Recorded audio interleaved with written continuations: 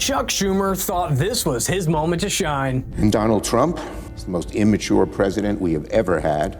During a Senate debate, Schumer was going on all sorts of tangents, trying to justify his side's decision to shut the government down, until John Barrasso stepped in and brought much-needed clarity to the conversation. Yet last night, when it mattered, Democrats ignored their own warnings. Either their memories are short or their principles are situational. And today, we're covering it all. By the way, we just launched this channel, and we're going to focus solely on debates. So if you believe truth isn't partisan, hit that subscribe button, and let's jump right into it. All we are doing is reflecting what the American people already want.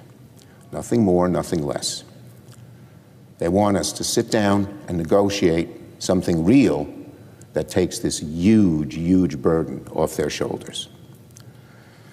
And Donald Trump, instead of acting like an adult, he's the most immature president we have ever had.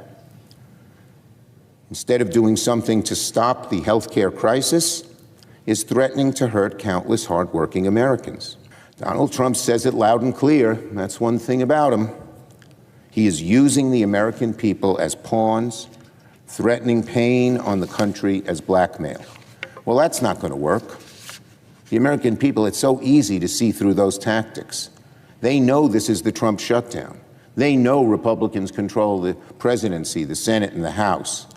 And what is done during a shutdown will fall squarely on the Republicans' back. Donald Trump even says it. He says he is going to close down all these things people want. It's going to fall right on his back. The American people will know who's doing it. For context, this debate took place on the first day of the recent government shutdown, which also ended up being the longest one. Looking back, it's clear Democrats treated it as a political launchpad heading into November elections. They acted as if the filibuster didn't exist, ignoring the fact that without a Republican supermajority, a continuing resolution could never pass on GOP votes alone. At the time, their justification for not providing enough votes for the spending bill to pass was expiring enhanced Obamacare subsidies. What they didn't say was how long they wanted to extend them. That part only surfaced weeks later, when it became clear that they were pushing for a 3-year extension. Mind you, this is a subsidy program already filled with fraud to the tune of billions of dollars. But Senator Barasso wouldn't let Chuck's comments slide, and he came out swinging from the get-go. Well, Senate Democrats have now dragged us into the Schumer shutdown. When I say us, I mean all of us as Americans. Didn't have to happen. And then it certainly doesn't need to continue. Americans are overwhelmingly against the shutdown of our government. This is a direct attack on hardworking American taxpayers who voted against wasteful Washington spending in the elections in November. Think back to previous continuing resolutions just like this one. Can think back to 13 of them during the time Joe Biden was in office at the White House. 13 of these passed. The minimum number of votes was 65. We voted to keep the government open, bipartisan. When Joe Biden and Barack Obama were president, Democrats said shutdowns were dangerous, destructive, and desperate. That's the word of the Democrats. Yep. This was the same level of spending Democrats approved during Biden's administration. But once they saw a chance to fire up their base ahead of November's elections, they flipped and voted against it. Cynical? Sure. Effective? The results speak for themselves, as the strategy did work. We saw the same playbook used in California, where Newsom pushed Prop 50. Instead of explaining what the measure actually did, he framed it as a stand against Trump. The message worked, and the turnout showed it. That's the pattern. When elections approach, policy takes a backseat to politics. And looking ahead, another shutdown near the end of January isn't off the table. So if that happens, remember the quote Senator Barasso is about to read from leading Democrats themselves. Listen to those words. Listen to what Chuck Schumer said. He said, passing a clean CR would avert a harmful and unnecessary government shutdown. He also said if a government shuts down, it'll be average Americans who suffer the most. But yesterday he stood here in the well and then voted to shut down the government. Senator Patty Murray of Washington is the top Democrat on the Senate Appropriations Committee. She has said a shutdown solves nothing.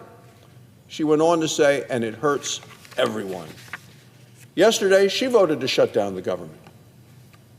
Senator Elizabeth Warren of Massachusetts said that a shutdown, quote, is the last resort for those who can't otherwise win their fights through elections and can't win their fights in Congress.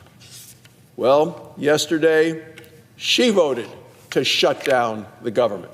That's the modern Democratic Party in a nutshell. They've devolved from a party of principles to a Machiavellian way of thinking, where the ends justify the means. You don't have to take my word for it. Just listen to their own lawmakers who refer to the shutdown as the only leverage they have. For instance, Chuck Schumer even said in early October of this year, every day gets better for us. Catherine Clark went further, openly admitting shutdowns are terrible and of course there will be families that are going to suffer. But it is one of the few leverage times we have. While there may have been some within the party who truly care about the subsidies and the rising costs of living, it was quite evident from their statements alone how they were treating this as a strategy exercise, completely ignoring that real people were caught in the middle, dealing with missed paychecks, uncertainty, and stress. Senator Chris Murphy of Connecticut said, quote, there is a time and a place to debate health care, but not when the funding of the federal government and all the lives that are impacted by it hang in the balance.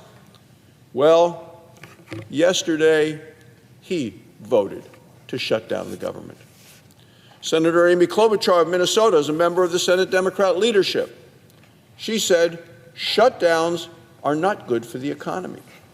Yesterday, she voted to shut down the government.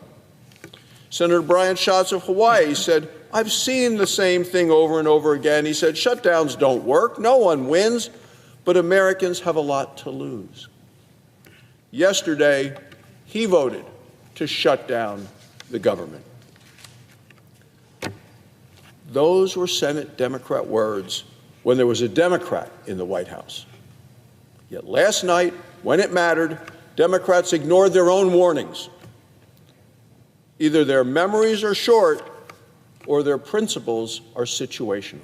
That's what it all boils down to. We've watched them flip-flop on so many issues that it barely registers anymore. The strategy seems simple: promise everything, say whatever sounds good, and worry about delivery later. Oh, on top of that, there's a pattern of manufacturing small crises that generate headlines and sound bites. Those fragments get blasted across the MSM, and by the time the full picture comes out, it looks nothing like the original claim. But by then, the damage is done. The narrative is already settled. We saw this play out during Trump's first term, and now the same playbook is back, and their eyes are set on the presidency in 2028. Let me know in the comments your thoughts on the story. Don't forget to like and subscribe, and remember, keep thinking.